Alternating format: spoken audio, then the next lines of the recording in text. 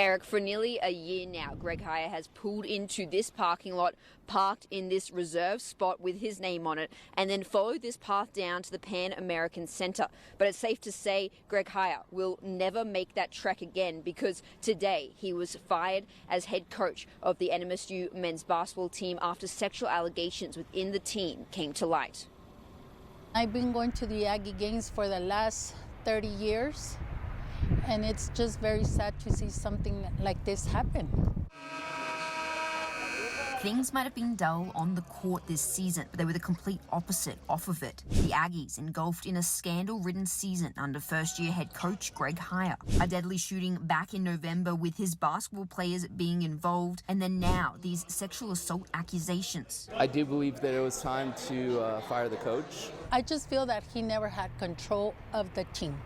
If it's got to be done, it's got to be done, you know, that this kind of behavior can't be tolerated anymore. On Tuesday, Chancellor Dan Arvizu put a stop to it all, announcing the termination of Heiar. In a statement, Arvizu said, quote, "Hazing has no place on our campus, and those found responsible will be held accountable for their actions. I am committed to the safety and well-being of all members of our campus community, as well as to the integrity of our university." ABC 7 also learned Tuesday athletic director Mario Mocha, who less than a year ago introduced Heiar, was also the one to call and tell him he's been fired. Now, while sources have told ABC 7 that Mocha's position within the school was discussed in the Board of Regents meetings Tuesday, his job is safe. I think he's been very good to NMSU, to the program, and I'm glad he's still there. Not necessarily enthused that he's also kept his job, but I understand that there's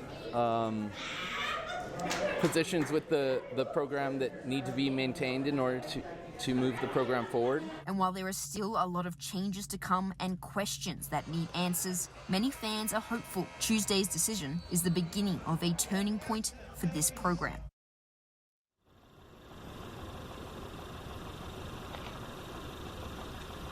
And Steph and Eric, you just heard me talk about questions, and that's because there is a lot of them. Like, will head coach Greg Heiar be fired without pay? What will happen to those students who are accused of those sexual assault allegations? Will the DA follow up with that? And what about the rest of the coaching staff? Will they suffer the same fate as Heiar? Well, we hope we will get a lot of those answers tomorrow at 10 a.m. when NMSU is set to host that press conference. Might I add, it is the first time that NMSU has made themselves available to us on camera. So we will, of course, bring you all of those details. But for now, reporting live from the Pan American Center with our New Mexico Mobile Newsroom, Rachel Phillips, ABC 7. All right.